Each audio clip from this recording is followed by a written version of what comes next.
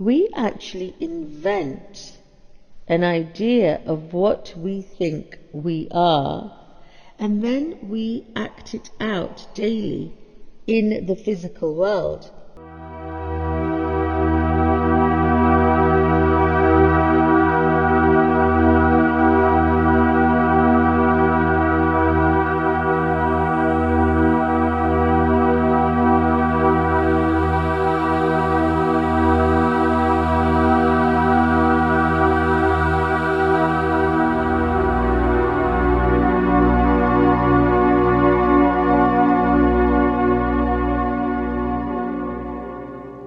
Welcome to Friday's Freedom Talks, and before I begin, please do subscribe to my channel and hit the bell notification so that you're notified 3 times a week on Mondays, Wednesdays and Fridays.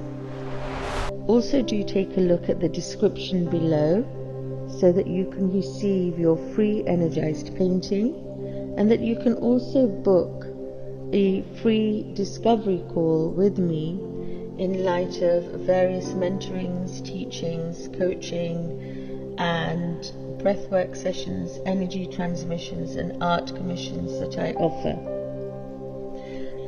Today's talk is very much based from the Shiva Mahapurana sacred books, which covers all types of knowledge, revealing insightful, unlimited, auspicious attributes of the self. And I'm just going to break down one particular aspect of it, that the yogis, physicists, philosophers, even enlightened seers and sages all know that within the visible world, straight lines actually do not exist. When we observe a line under the microscope, what most people think is a straight or smooth line is really a product of our imagination.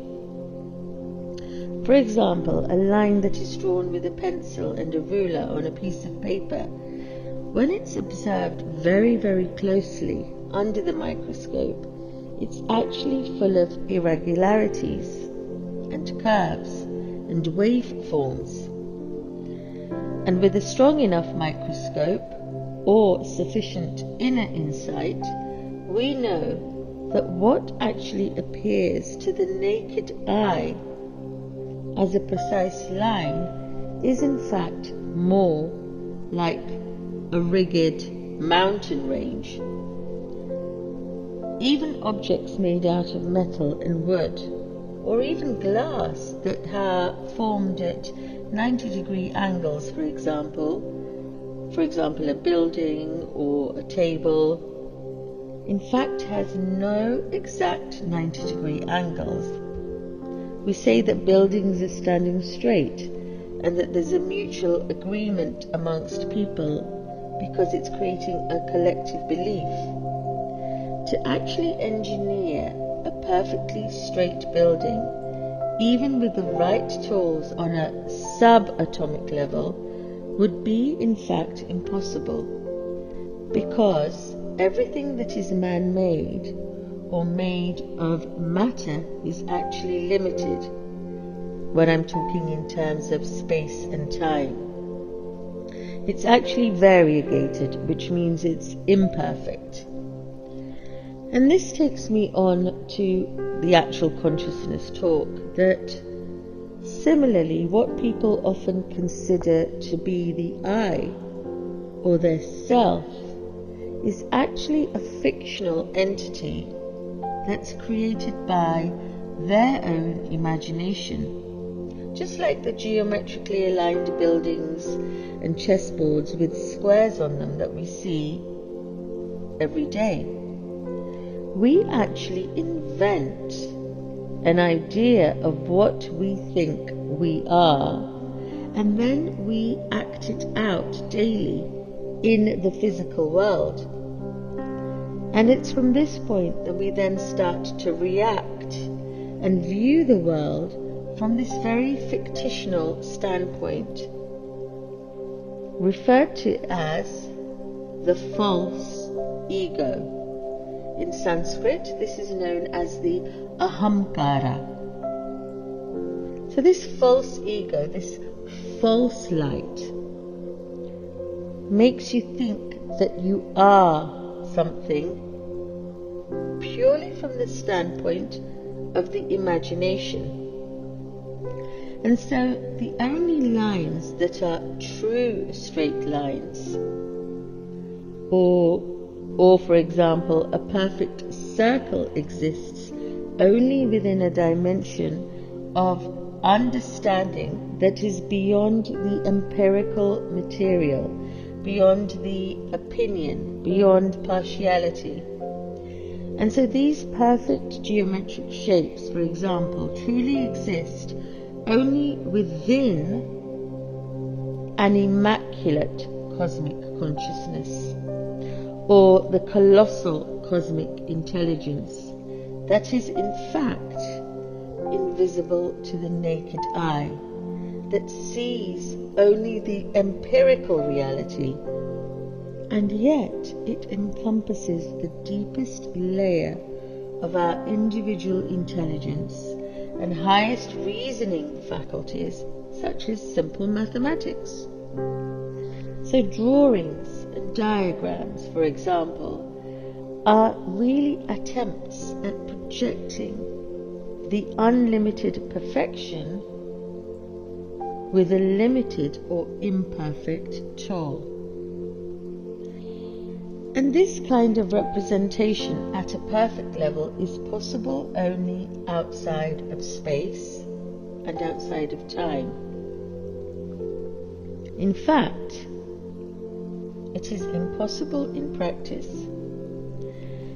And so the self-aware person, or the awakened aware self, is also in truth invisible.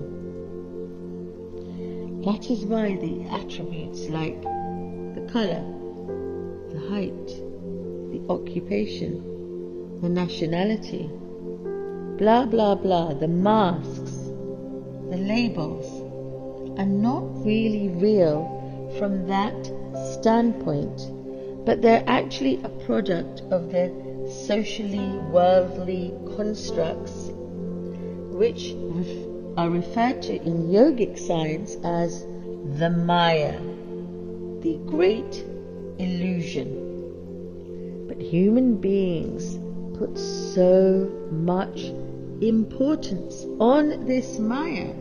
You know, when you talk to people, you're just asking them, what's your name? What's your occupation? Where do you live? And you look at them, what kind of car are they driving? What kind of clothes are they wearing? But this is the Māyā. The yogi, the master, remembers who he was before this Māyā took over his inner being. He, the yogi, has access to an intelligence that is completely unspoiled by human conceptions and conclusions and dislikes. The yogi, through his various practices, starts to gain an insight that propels him into his unlimited potential, the limitless being, which in itself is the supreme catalyst and generator of all creation and vacuity everywhere, without exception at all times. And so the perfect, pristine source from which mathematical, pure intellectual logic actually comes from, the creative source, is the one that the artist ponders about, and creative energy he then starts to utilize in his transformative work, and the very source of unlimited entities and the soul of the universe, which is referred to as Shiva Shakti consciousness. This Shiva Shakti consciousness is the very same being in all life forms. It is like the roots of a tree with many, many branches. And the yogi actually surrenders to this infinite beingness, the changelessness that exists within all changes. What more reliable is there than to be absorbed into the greatness of this Mahadeva, who is the unsurpassed underlying intelligence and beauty of the expanding universe, the Shiva consciousness that is unspoilt, that is perfect. So, just like in a wildfire, for example, when trees are reduced to ashes, similarly, the errors of anybody who meditates on Shiva are burnt out in reciting even his name. There are innumerable heaps of misconceptions which all then get destroyed with the mere mention of the name Shiva, or even chanting Om Namah Shivaya. I bow down to the earth, air, fire, water, ether elements within self, the infinite consciousness of my beingness. And so those people who are drenched within the stream of the rain of nectar in the form of the name of Shiva are not distressed amidst the confusion of worldly existence. There is simply no doubt about it. And those persons who are drowned in the mere attractions of the physical world, of the illusion, of the Māyā, can simply never even utter the word Om Namah Shivaya. But those who are opposite surely attain liberation. And so having that kind of faith in the Supreme Consciousness, Shiva Consciousness, for those people would be of no consequence. And this is the reason why even simply chanting Om Namah Shivaya achieves infinite bliss. And it creates an internal alertness within, because the Shiva consciousness is actually the Shiva Shakti consciousness, which is called Sadashiva. And, the whole Shiva Mahapurana is many, many chapters of information about this, of coming back to the self and coming from the self, shining from the self through meditation, coming back to the subtleness of who you truly are as the subject-object, steadying the mind, and becoming Sat Chit Ananda, truth, consciousness and bliss, becoming the formless self, which neither rises nor sets, waxes or wanes, but simply shines forth because it's self-illuminated. It's the infinite formless one, which isn't perceptible, yet its existence can only be experienced mentally at a certain level. And that certain level, or that certain knowledge, in the sutras is known as the Brahmananya, the Brahma Jnana, the knowledge of the self. And this knowledge of the self is the existence of the One, or the Absolute.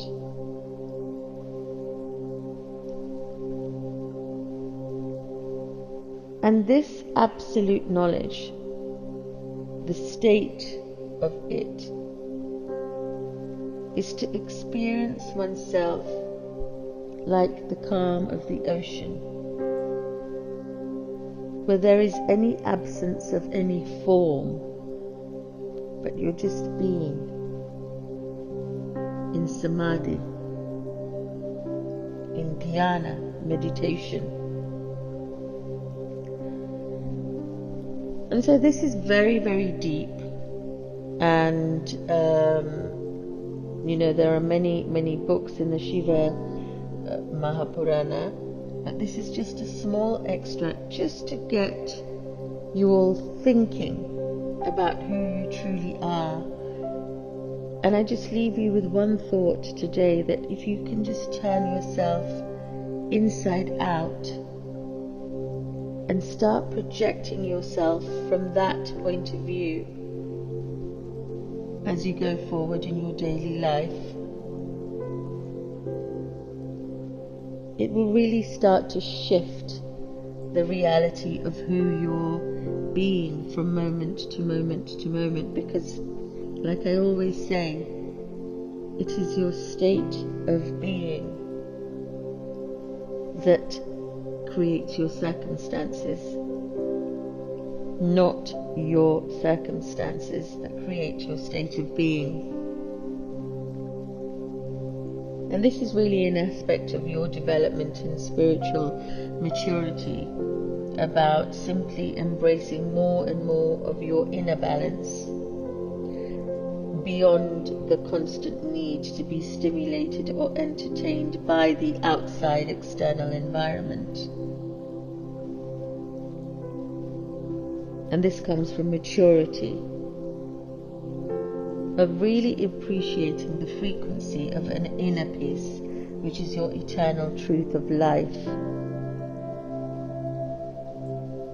And as you start to cultivate more and more of an inner focus and embrace yourself inwardly, you will start to form your layer of earth energies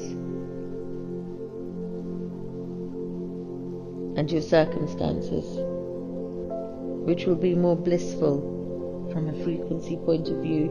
You will receive more blissful frequencies coming from the outer intention, and they start to enter your energy field through the heart space, radiating throughout your entire being.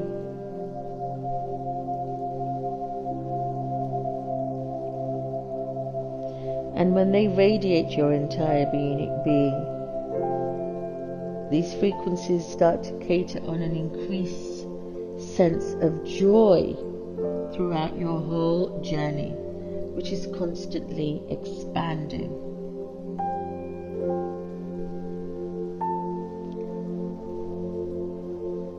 Because you are an expanding toroidal field.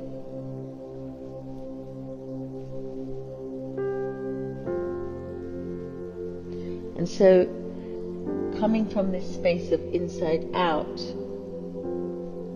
you will be able to then shine your own light as a frequency of peace, as a frequency of divine balance. And energy always speaks before you open your mouth. And you will be able to serve all life on earth and dissolve the aspects of bondage that the Māyā, the illusion, creates.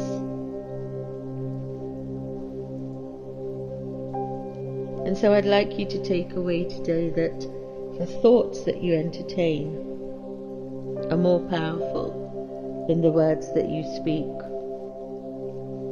because everything is energy. And by constantly cultivating this silent stillness from this inside out nature of who you truly are in your beingness will be more beneficial to you. And in this way you will start to come into more of a presence inside and then out.